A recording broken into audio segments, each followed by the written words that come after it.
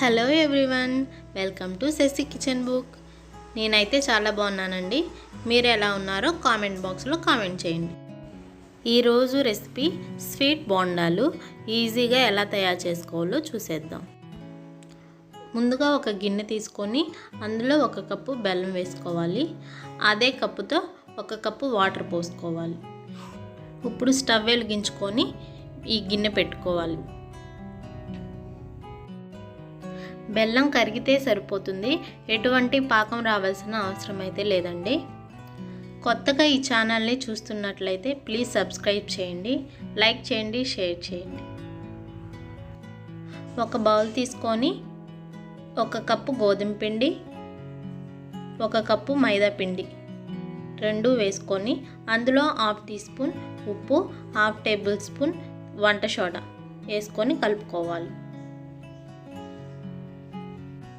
ఇప్పుడు ఇందులో ఇందాక కరగపెట్టి పెట్టుకున్న బెల్లం వాటర్ని స్ట్రైనర్తో స్ట్రెయిన్ చేసుకొని పోసుకోవాలండి. ఏమన్నా నలకలు లాంటివి ఉంటే పోతాయి. ఈ బెల్లం వాటర్ కొద్ది కొద్దిగా పోసుకుంటూ కలుపుకోవాలండి. ఒకేసారి ఎక్కువ పోస్తే పిండి పల్చన పడే ఛాన్సెస్ ఉంటాయి. సో కొంచెం కొంచెం పోసుకుంటూ కలుపుకోవాలి. ఇలా ఈ విధంగా చపాతీ ముద్దలాగా కలుపుకొని మూత పెట్టుకొని ఒక 10 మినిట్స్ నాననివ్వాలి. ఇప్పుడు డీప్ ఫ్రైకి సరిపడా ఆయిల్ పెట్టుకుందామండి. తర్వాత మనం ఇందాక కలిపి పెట్టుకున్న పిండి మిశ్రమాన్ని చిన్న చిన్న రౌండ్ బాల్స్ లాగా చేసుకోవాలి. బాగా సాఫ్ట్ బాల్స్ లాగా అవసరం లేదండి, కొంచెం క్రాక్స్ ఉన్నట్లుగా చేసుకుంటే లోపల వరకు బాగా ఫ్రై అవుతాయి. ఆయిల్ అయితే హీట్ అయింది. ఇప్పుడు మనం చేసి పెట్టుకున్న బాల్స్ని ఆయిల్లో వేసుకోవాలి.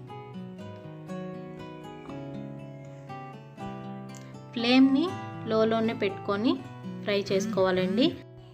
హై ఫ్లేమ్లో పెట్టినట్లయితే పైన కలర్ వచ్చేసి లోపల మాత్రం ఉడకవండి. సో సిమ్లో పెట్టుకొని వేయించుకోవాలి. ఇలా తిప్పుకుంటూ ఉండాలండి, అప్పుడే ఈవెన్గా ఫ్రై అవుతాయి. లేకపోతే ఒకవైపు కాలి ఒకవైపు కాలకుండా ఉంటాయి. ఈ కలర్ అయితే సరిపోతుందండి. మనం తర్వాత తీసుకున్న తర్వాత కలర్ చేంజ్ అవుతుంది. ఇవి వేడి మీద సాఫ్ట్గా అనిపిస్తాయండి.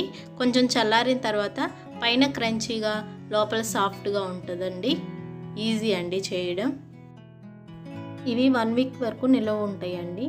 పిల్లలకి ఈవినింగ్ స్నాక్ టైంలో చాలా ఉపయోగపడతాయి. అంతే అండి, ఎంతో ఈజీ అయిన స్వీట్ బోండాలు రెడీ.